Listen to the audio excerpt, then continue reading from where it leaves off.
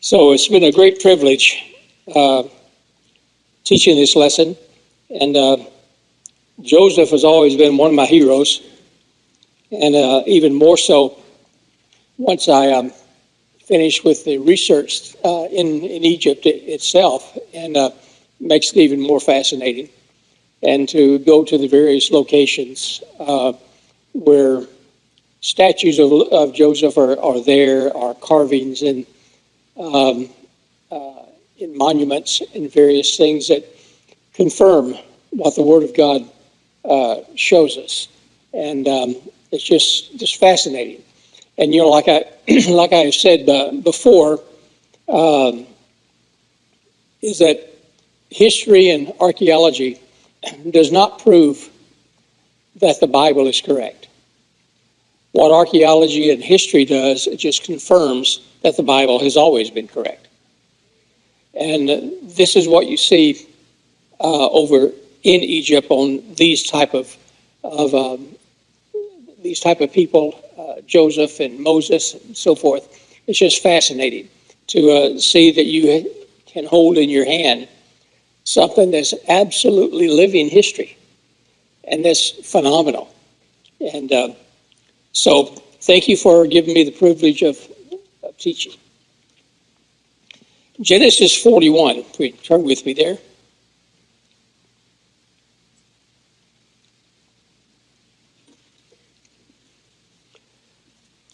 Begin to read at verse number 53.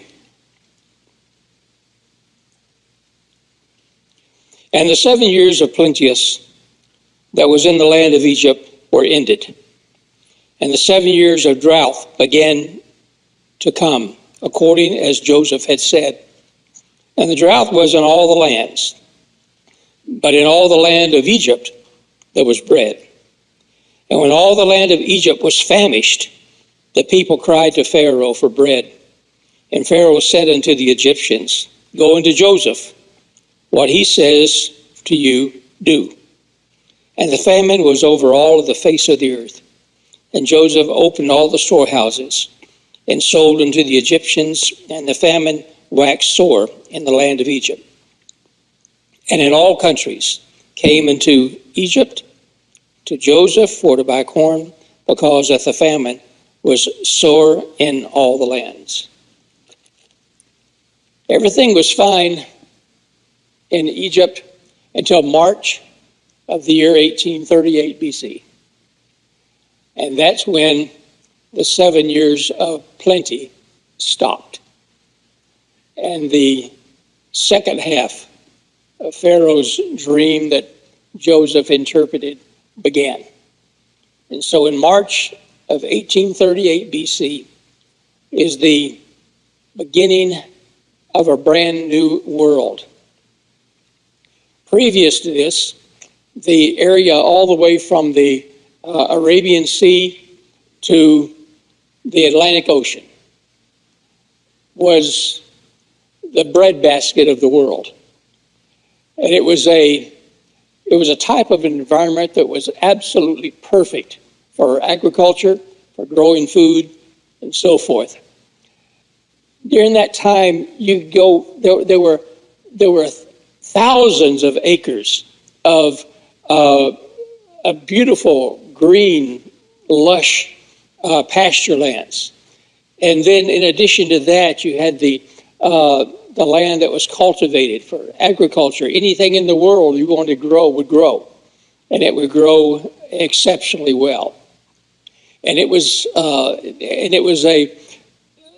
situation where, if you could call it heaven on earth, or the actual Garden of Eden, if you want to say, or at least like the Garden of Eden, that's what that land was. It was absolutely perfect. It had hundreds of water supply sources, fountains, geyser wells, just on and on and on, rivers, lakes of the most fantastic, clear water that was the purest in the world at that time. And it was, if you can think of a map, I didn't draw a map of that all the way out to that portion. But if you think about from India all the way to the Atlantic Ocean, and from what is now Turkey down to what is now Kenya, that whole area now is occupied by the Sahara Desert. But at that time, it was the breadbasket of the world, and it was absolutely wonderful to live there. People had been there providing food for the world for more than 3,000 years. And it was, the flood of Noah took place in the year 5055 BC.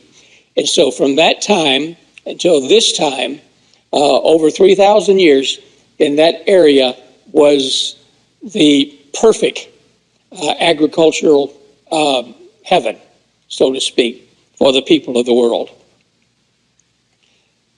But then March 1838 BC happened.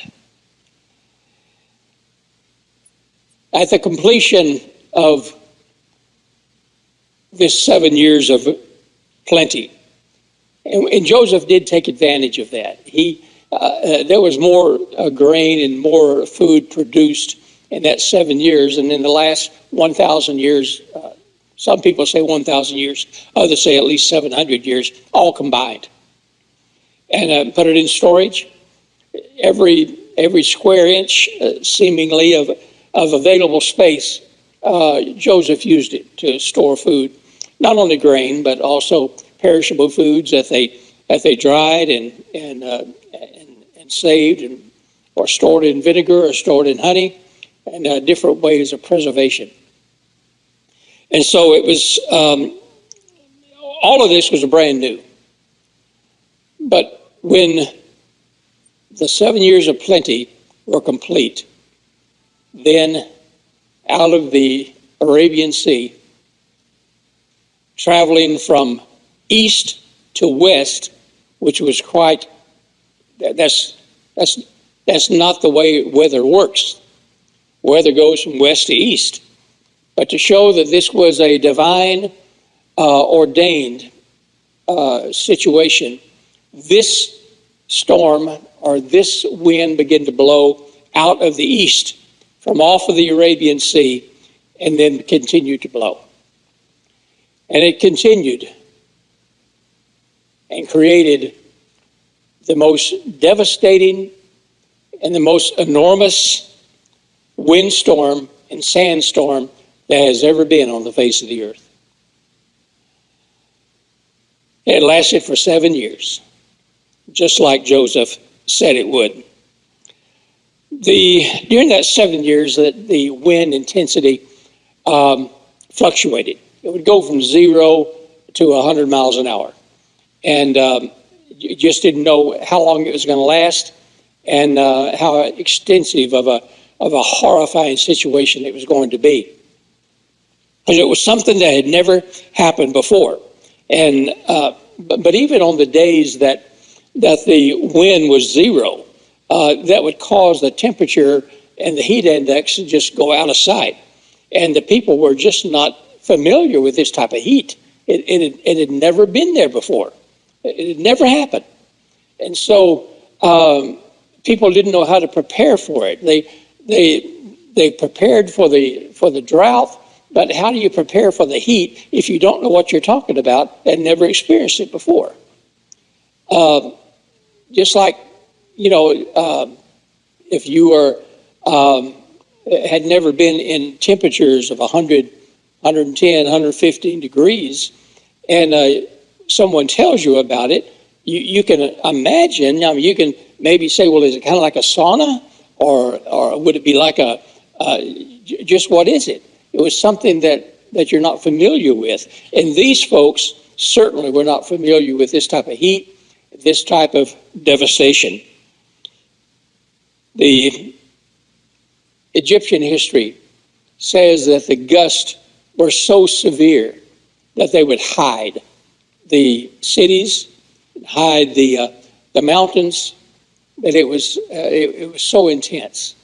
And for 7 years, the worst sandstorm ever to hit the earth bombarded this heaven on earth region that was the breadbasket of the world. At that time, there were 30 million people that were living in that general area. And they certainly were not nomadic as they are today. And in that area today, in Saudi Arabia and Kuwait and Oman, Yemen, Sudan, Libya, and Egypt, all that Sahara desert area, their lifestyle predominantly is nomadic. And they would, but that was a far cry from what they had. And so it's hard for me to comprehend. And let's evaluate where we live in here in Georgia. Beautiful trees, green, luscious. But what if a minister came and preached on this stage this coming Sunday, and he was to make an announcement to you that within 1 year, there's going to be some weather changes, so that by the time 7 years is ended, Georgia is going to be like the Sahara Desert, or Georgia will be like the Mojave Desert, Arizona, New Mexico. How willing would you be to believe that? Especially since all of your life you've experienced this beautiful setting. Rain, green trees. And it would be very, very difficult for us to believe that. And even more so for these people, they had nothing to compare. Had nothing to compare to with this word from Joseph. But they did. Pharaoh believed him, and they began to prepare for it. But they certainly could not prepare for what they experienced. At the end of this 7 years, with this most devastating, and they claim, climatologists tell us that this was the third greatest catastrophe to ever hit the earth. And at the end of that 7 years, there was so much topsoil that was blown into the Atlantic Ocean that they claim that the depth of the water in the Atlantic Ocean rose by 6 inches. And all of that topsoil that was responsible for this heaven on earth agriculture paradise now ended up in the Atlantic Ocean. It's a tragedy that Joseph talked about, could explain, but you can't comprehend it. And so, to the best of their ability, they tried to cope with what was going on. At the end of the 7 years of bad, the 30 million population was down to less than 5 million. And so 25 million people died in 7 years. A total way of life was destroyed. A total civilization was wiped out. And at the end of the 7 years, 98% of all cities, all villages were gone. They were totally destroyed. 99% of all wildlife, regular wildlife was gone. 98% of domestic animals had been killed or died or were gone. And so it was a catastrophe that was greater than anything that they could possibly even begin to imagine. A civilization that had been the center of the world for 3,000 years, in 7 years was gone. The only thing that could do that this day and time, perhaps, would be a nuclear attack or a nuclear war. But this is the catastrophe that these folks had to endure and that they went through. During that time, the Egyptian army was called back to Egypt. They forsook their colonies. Egypt at that time controlled Cana, Media. They controlled Arabia. They controlled even up as far as present-day Turkey, and to the west, as far all the way to the Atlantic Ocean. This was all under the control and under the rule of Egypt.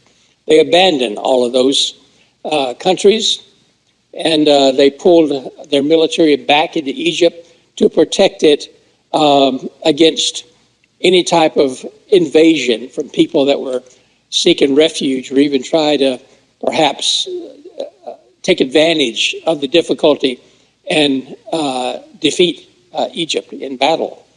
And so it was unfortunately, in those countries that were abandoned, they didn't know what to do. They had nothing. But Pharaoh had listened to Joseph, and they prepared for the catastrophe for the people of Egypt. But they had not prepared to save the world.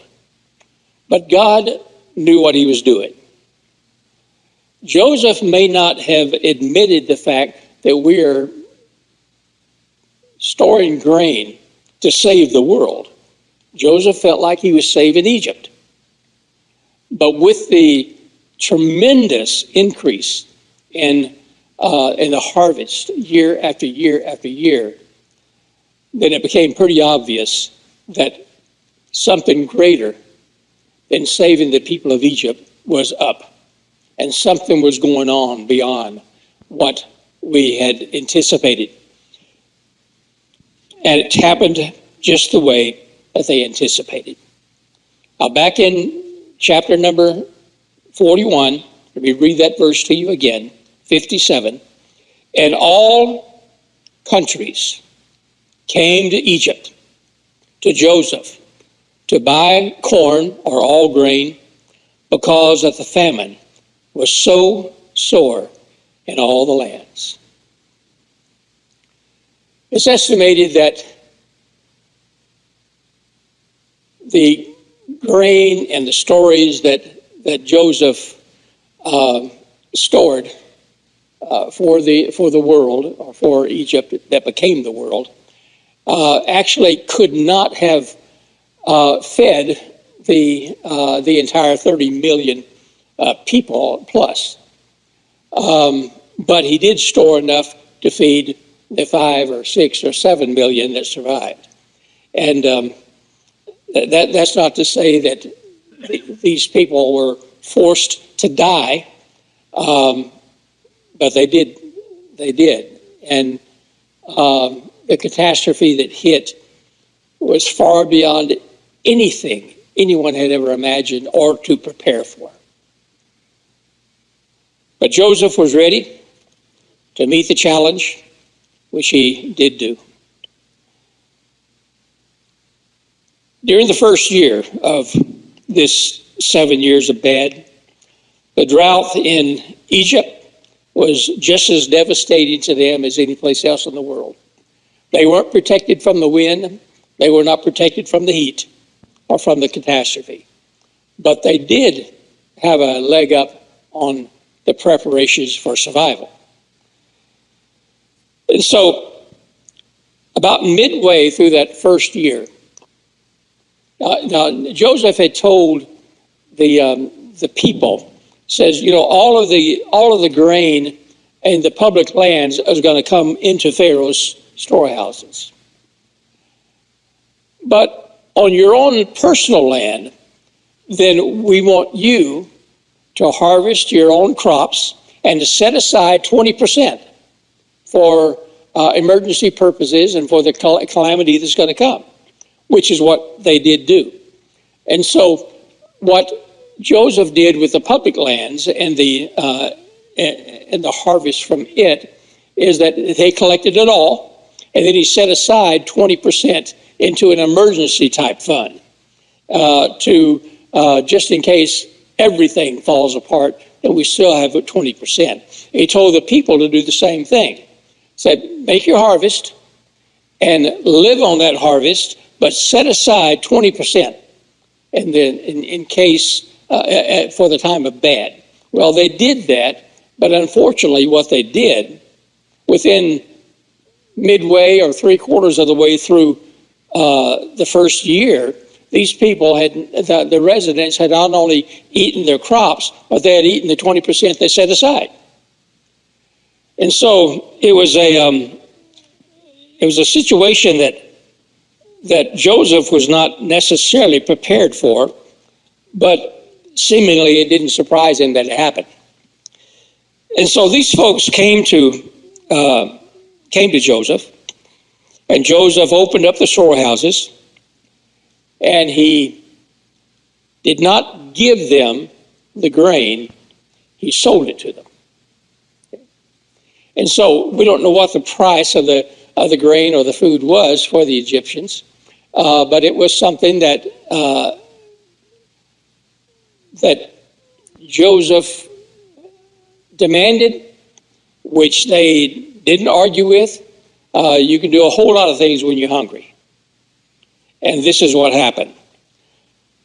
By the second year of the drought, all private money in Egypt was the property of Pharaoh. There was no bank accounts for the private citizens. There was no hidden money because they used their own private money to buy grain and to buy food. And for the Egyptians, not only grain, but also the perishable foods, water, and everything that had been stored during this time of catastrophe. And the historians tell us that tens of thousands of people died in that first year, even more so than even more than the ones that died in year number 5, 6, or 7. That first year was the major catastrophe. And Egyptian history tells us that the grave diggers, or the people that were in charge of burying the dead, they worked 24 hours a day just to bury the dead. Now in Egypt, they bury on top of the ground. If any of you ever been to Louisiana, you've seen the vaults that they use to bury on top of the ground. And they do that in Egypt even today. And so there were so many dead in the public lands that they actually had to begin to bury them under the ground. And so it was a catastrophic situation where you had thousands and thousands and thousands of dead people. Hundreds of them die every day. Very similar to the bubonic plague that hit Europe in the 14th century. And so people, these grave diggers and people who buried the dead, they were working around the clock. They couldn't keep up with it. Now initially, Joseph had commanded these people to take care of the dead to actually go into that region that is now the Sahara Desert and to collect the dead, to give them a decent burial, so to speak. But there was just too many. It was beyond what the people could keep up with, beyond what Joseph could keep up with. By the time the second year closed, people were desperate to get out of this situation. But there was no way out. There was no place to go. There was no place to get any type of relief. Now the people still needed the grain. They still needed the food by the close of the second year, the beginning of the third. But they didn't have any money. So Joseph said, okay, you see this in Genesis 47, if you want to read that, Genesis 47, 16 and 17. Joseph said, okay, you don't have any money, but what I'll do, I'll take your cattle, your horses, your oxen, I'll take all of your animals in lieu of money, and I'll give you the food that you need. So by the close of the third year, Pharaoh not only owned all the private money in all of Egypt, but he also owned all of the cattle, all the draft animals, everything that they had. By the beginning of the fourth year, they didn't have any more animals, but they were still hungry. So Joseph said, okay, then what I'll do is that I will give you grain, I'll give you food, I'll give you water, but you sign over your property to me. So by the end of the fourth year, there was no more private ownership of land in the country of Egypt. All of it had been signed over to Pharaoh. The only land that was not subject to this was the religious lands and those that was owned by the priests. Those were immune, but Joseph now demanded the money, all that you own, and your property.